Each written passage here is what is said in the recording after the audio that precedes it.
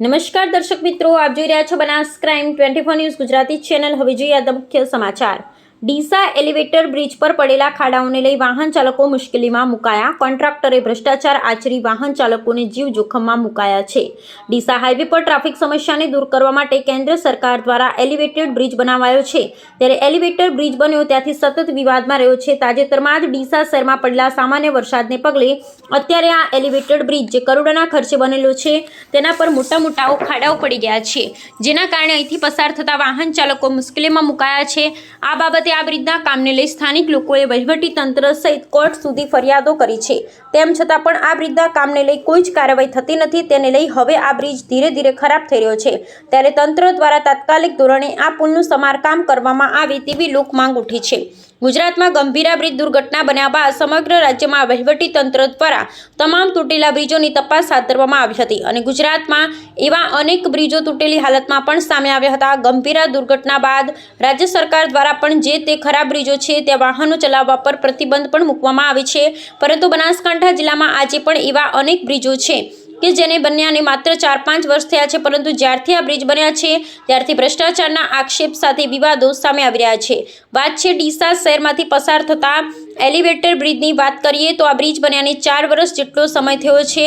આ બ્રિજ બનવા પાછળ કેન્દ્ર સરકાર દ્વારા કરોડો રૂપિયા ખર્ચ કરવામાં આવ્યા છે અને 4 કિલોમીટર સુધી આ બ્રિજ બનાવવામાં આવ્યો હતો। આ બ્રિજ બનાવવા પાછળનું કારણ એ હતું કે વર્ષોથી જે ડીસા શહેરમાં ટ્રાફિકની સમસ્યા થતી હતી તેનો કાયમી નિવારણ આવે, પરંતુ જ્યારથી ડીસા શહેરમાં આ બ્રિજ બન્યો છે ત્યારથી સતત વિવાદમાં જોવા મળી રહ્યો છે। રચના કન્સ્ટ્રક્શન દ્વારા વર્ષ 2022માં કેન્દ્ર સરકારની ગ્રાન્ટ 225 કરોડના ખર્ચે આ એલિવેટેડ બ્રિજ બન્યો હતો।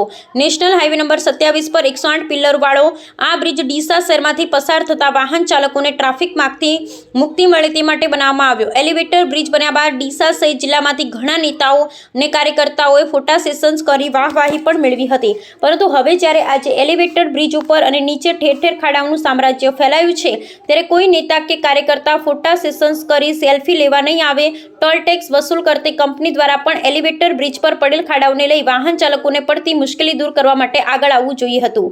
આ બ્રિજ પરથી ડીસા, ધાનેરા, થરાદ, કાંકરેજ સહિતના અનેક ગામોના લોકો અવરજવર કરે છે, ત્યારે તાજેતરમાં જ પડેલા ભારે વરસાદને પગલે આ બ્રિજ પર અત્યારે મોટા ખાડાઓ પડી ગયા છે।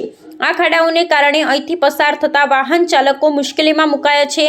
રાત્રિના સમયે તો આ ખાડામાં વરસાદી પાણી ભરાઈ જતા વાહન ચાલકોને ખાડાઓ પણ દેખાતા નથી, જેને કારણે અકસ્માતનો પણ ભય જોવા મળી રહ્યો છે। આ ખાડાઓ એટલા ઊંડા છે કે રોડ પરથી ડામર ઉખડી ગયો છે અને અંદર સ્લેબ પણ દેખાવા માંડ્યો છે। ટીવી સ્ક્રીન પર ખાડાઓ સ્પષ્ટ સાબિત કરી રહ્યા છે કે કોન્ટ્રાક્ટર દ્વારા કેવા પ્રકારનું આ બ્રિજનું કામ કરવામાં આવ્યું છે। હાલ તો અહીંથી પસાર થતા વાહન ચાલકો આ ખાડાઓને કારણે નુકસાની પણ ભોગવી રહ્યા છે, ત્યારે તાત્કાલિક ધોરણે આ ખાડાનું સમારકામ કરવામાં આવે તેવી વાહન ચાલકોની માંગ છે।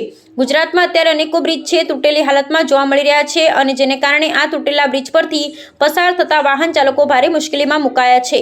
ડીસાના એલિવેટેડ બ્રિજની પણ અત્યારે ખરાબ હાલત થઈ ગઈ છે। આ બ્રિજ બન્યાને માત્ર 5 વર્ષ જેટલો સમય થયો છે અને 5 વર્ષમાં ચોમાસાના સમયમાં આ બ્રિજ પર મોટા ખાડા પડી જાય છે, જેને લઈ દર ચોમાસામાં વાહન ચાલકો મુશ્કેલીમાં મુકાયા છે।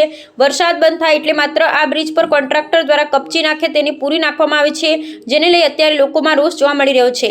બીજી તરફ બ્રિજના નીચે પણ હવે બ્રિજમાંથી પોપડા પડવાની શરૂઆત થઈ ગઈ છે। થોડા દિવસ અગાઉ આ બ્રિજ નીચેથી પડેલા પોપડાને કારણે નીચે ઊભેલી શાળાના વાહનને નુકસાન થયું હતું અને વિદ્યાર્થીને પણ નાની મોટી ઈજા પહોંચી હતી। એટલે કે આવી ઘટનાઓને લઈ અત્યારે સ્થાનિક લોકોમાં આ બ્રિજના કામને લઈ કોન્ટ્રાક્ટરો સામે રોષ જોવા મળી રહ્યો છે અને સરકાર દ્વારા આવા કોન્ટ્રાક્ટરો સામે કડકમાં કડક કાર્યવાહી કરવામાં આવે અને તાત્કાલિક ધોરણે આ બ્રિજનું યોગ્ય રીતે કામ કરવામાં આવે, નહીંતર આવનારા સમયમાં મોટી દુર્ઘટના સર્જાઈ શકે તેવી સ્થિતિ આ બ્રિજના દ્રશ્યો પરથી જોઈ શકાય છે। અહેવાલ હરેશ ઠક્કર, ડીસા, બનાસકાંઠા। નમસ્કાર મિત્રો, હમણાં મળતી માહિતી મુજબ ડીસાનો જે ફ્લાયઓવર છે આમ તો એ બન્યો એના પહેલાંથી અને આજ દિન સુધી વિવાદાસ્પદ જ રહ્યો છે। ગઈકાલે એવા સમાચાર મળ્યા કે એના ઉપરથી કોઈ પોપડું પડ્યું છે અને કોઈ સ્કૂલ વેનમાં બાળક ઇજાગ્રસ્ત થયું છે। સાથે સાથે બ્રિજની ઉપરનો પણ ઘણો બધો મોટો ભાગ એ ખાડાઓ પડ્યા છે અને એને ત્વરિત સમારકામની જરૂર છે। જો આ બ્રિજને આ રીતે છોડી દેવામાં આવે તો ગમે તે ભયંકર અકસ્માત થઈ શકે છે। આજે આ પોપડું પડ્યું છે, જો એમાંથી વહીવટી તંત્ર, ધારાસભ્ય અને અન્ય જાગૃત નેતાઓ જો ધ્યાને નથી લેતા તો શું બ્રિજ પડશે પછી આપણે જાગીશું। ગુજરાત અને સમગ્ર ભારતમાં બ્રિજ પડવાનો સિરસ્તો ચાલી રહ્યો છે અને એટલું બધું કેઝ્યુઅલ બની રહ્યું છે જાણે કોઈ જુગારના કે દારૂના આરોપી પકડાયા હોય.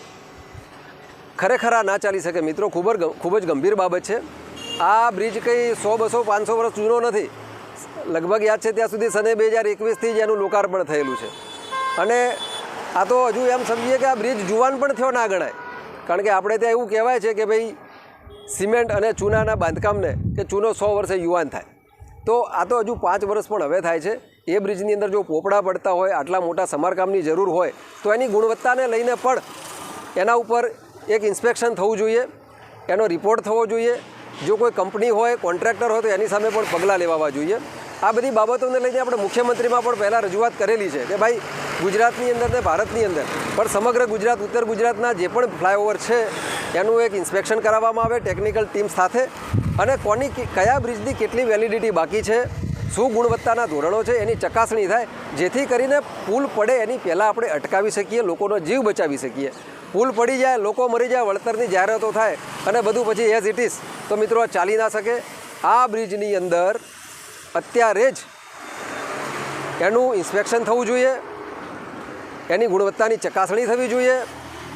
જો કોઈ ભૂલ હોય, જો કોઈ દોષિત હોય તો એની સામે પણ કાર્યવાહી થવી જોઈએ અને એની જે સલામતીની બાબત છે સુનિશ્ચિત થવી જોઈએ, એવી આપણી રજૂઆત છે.